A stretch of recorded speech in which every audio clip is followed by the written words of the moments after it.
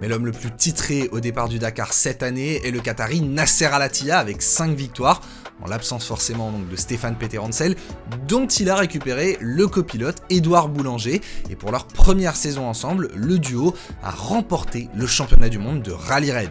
Alors il faut quand même préciser que ce championnat n'existe que depuis 3 ans, et qu'il a toujours été remporté par Al-Attiyah. La difficulté cette année pour le Qatari, c'est qu'il sera au volant du Dacia Sandrider, à peine sorti d'usine. Souvenez-vous, on l'avait découvert au Salon de l'Auto, alors qu'il venait de disputer le Rallye du Maroc, qui était sa première course officielle. Alors le Rallye du Maroc, c'est un petit peu la répétition générale du Dakar, et ça s'est très bien passé pour Dacia, puisqu'ils ont signé un doublé. Maintenant, la voiture n'a jamais été testée encore dans des conditions extrêmes sur plus de 2 semaines de compétition. La fiabilité du Sandrider est donc la principale interrogation chez Dacia, maintenant que l'on sait qu'il va vite, car côté pilote, il n'y a franchement pas à s'inquiéter.